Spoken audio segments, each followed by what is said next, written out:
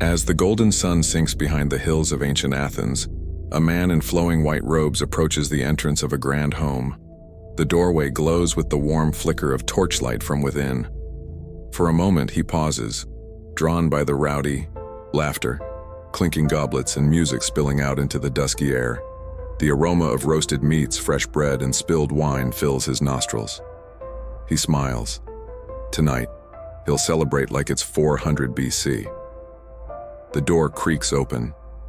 Inside, pure chaos and joy. This is no ordinary dinner. This is a symposium, a legendary ancient Greek party, and it's in full swing. Men lounge on couches, sipping wine from ornate goblets. Scantily clad musicians play flutes, lyres, and drums, filling the room with hypnotic rhythms. Acrobats tumble across the floor. Dancers move seductively in the firelight. The air is thick with music, laughter, and desire. But this wasn't just about indulgence. These parties, the symposia, were a fusion of decadence and debate.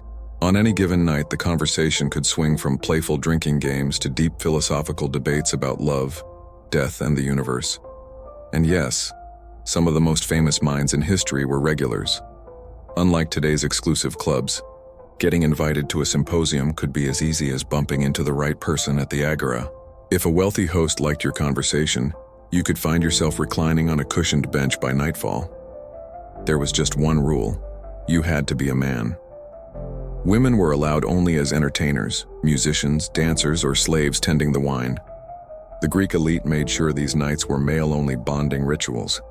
If you had the wealth to throw one of these ragers, your social standing skyrocketed. The wilder the party, the more infamous the host became. Some citizens hosted symposia several times a month, each more extravagant than the last.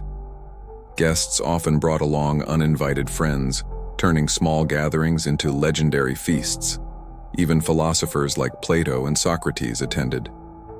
In fact, Plato's famous dialogue, The Symposium, is entirely based on one of these wild nights.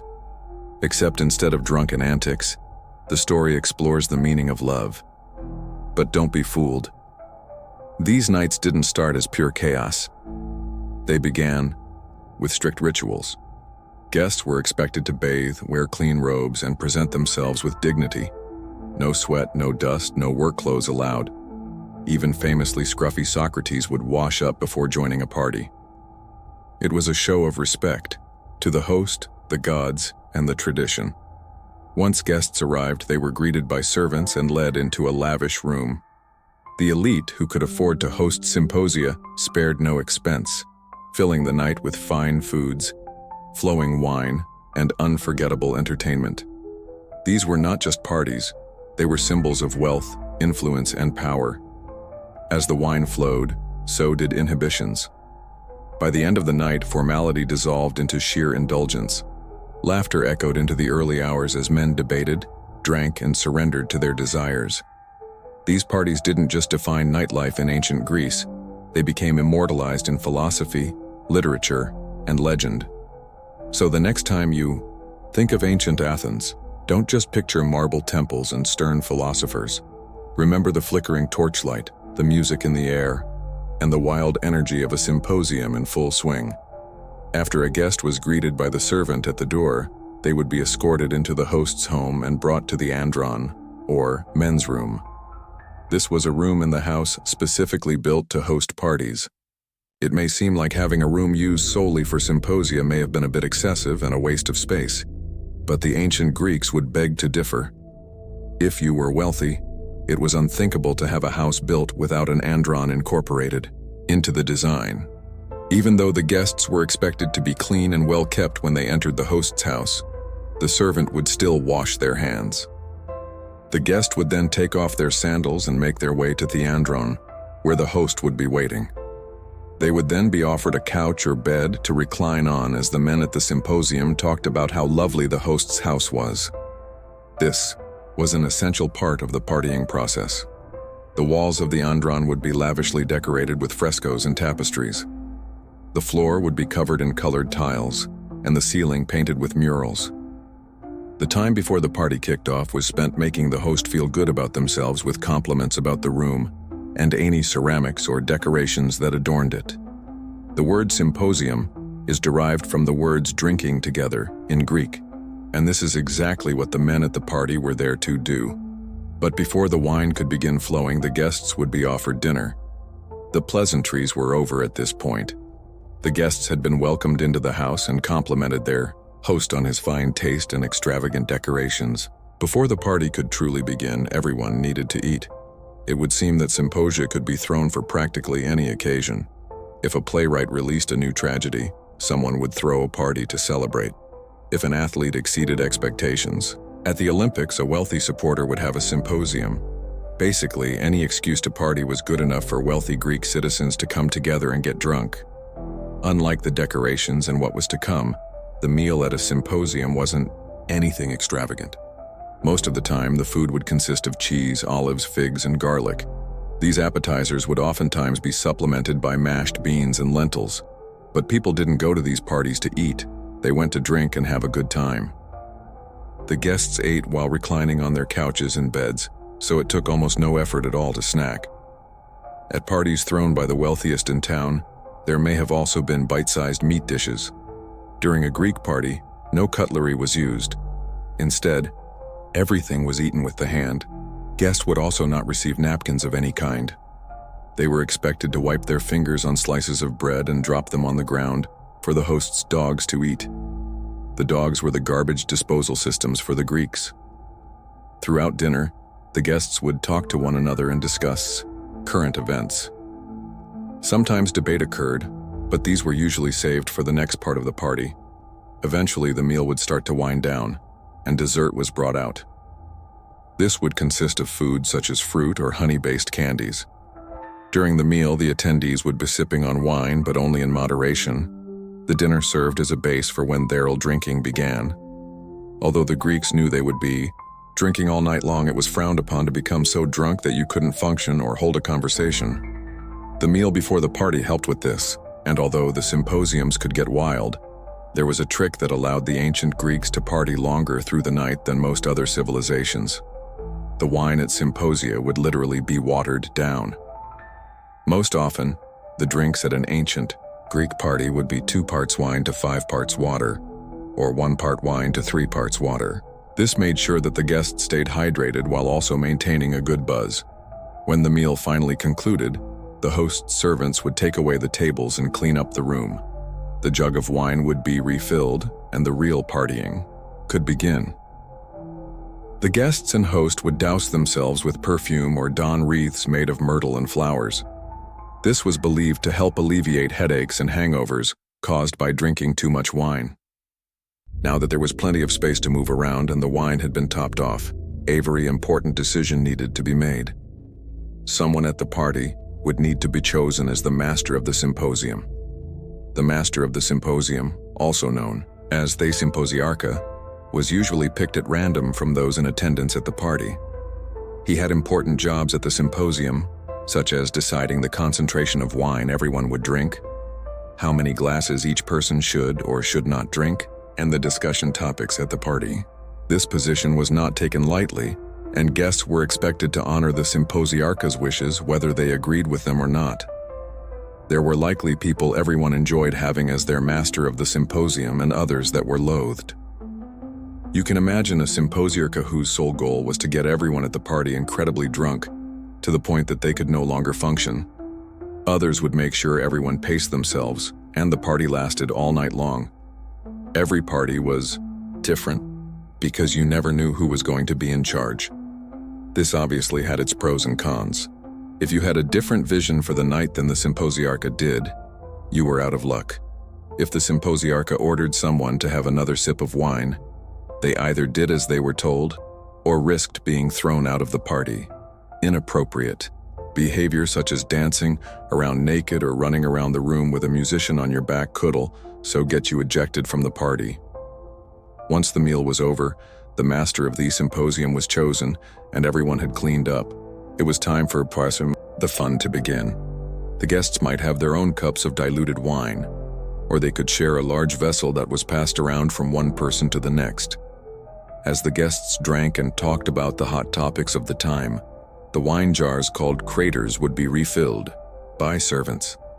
The wine would seem bottomless because if a host ran out before the symposium was over, it would bring shame to their household. The last thing a host would want was word to get out that his party ran out of booze. A symposium without wine was not a symposium at all in the eyes of the Greeks. At specific times during the party, craters with undiluted wine would be set out. When this happened, the guests would take small sips and then scatter some drops onto the ground in honor of the Olympic gods. Attendees needed to be careful when the undiluted wine was in their cups, as drinking too much of the strong stuff would lead to sloppiness. This was frowned upon and could get a guest cut off by the master of the symposium. Wine obviously played a huge role in the symposia as it got the guests to loosen up and enjoy themselves. The Greeks did everything they could to improve the drinking experience. They even invented a special vessel called a sicter that would be filled with cold water or snow to chill the wine before it was served to guests. The Greeks wanted their parties to last as long as possible, so even though the wine was watered down, there were other countermeasures put in place to slow the inebriation process. Throughout the night, snacks called tragemata were passed around to the guests.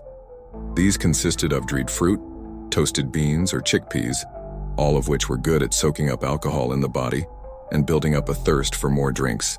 After the guests had been drinking for a while and everyone was pretty well inebriated, the games would begin. Supposedly, there was a rule that guests were only supposed to have 3 drinks while at the party, but this was almost never followed. As the night went on, more and more wine was brought out. Men at a symposium often played a popular game known as katabos. After they finished a cup of wine, they would pick it up by the handle and throw it at a target set up in the room. The target was normally another cup resting on a table. As the guest threw the cup, he would say the name of the person he loved. If he hit the target, it was believed the gods would grant him good fortune in his love life.